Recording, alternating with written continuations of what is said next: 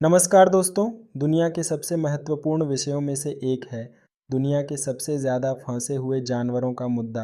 हमारे ग्रह के विशाल और विविध पारिस्थितिकी तंत्र में अनेक जानवर अपनी जगह बनाकर प्राकृतिक संतुलन में योगदान करते हैं।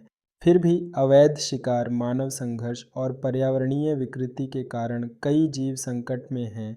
आइए हम आज कुछ ऐसी कहानियाँ साझा करें जो हमें इस गंभीर समस्या के बारे में जागरूक करती हैं।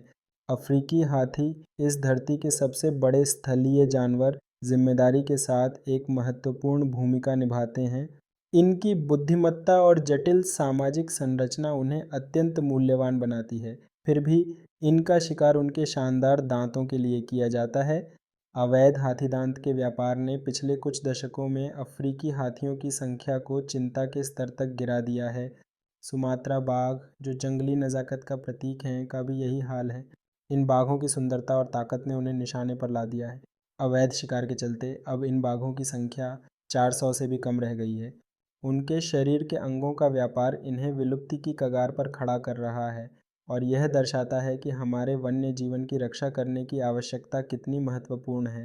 हिम तेंदुआ मध्य एशिया के ऊबड़ खाबड़ पहाड़ों में पलता हुआ जीने की कठिन परिस्थितियों में भी जीवित रहने के लिए जाना जाता है, परंतु ये अपने फर और हड्डियों के लिए फंसने वाले जालों का शिकार बनता है, जिनकी कीमत काले बाजार में बहुत अधिक होती है।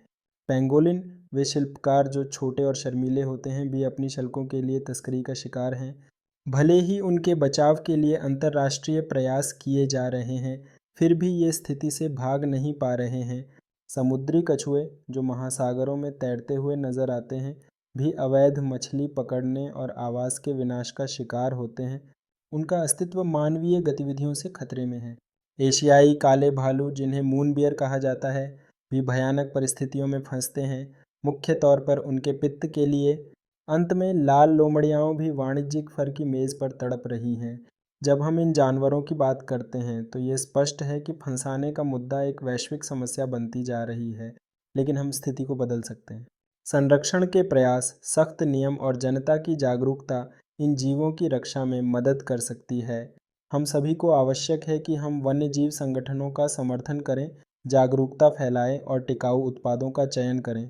आइए एक साथ मिलकर हम इन जानवरों के लिए एक सुरक्षित भविष्य की कामना करें, ताकि वे स्वतंत्रता के साथ अपने रहने का हक पा सकें।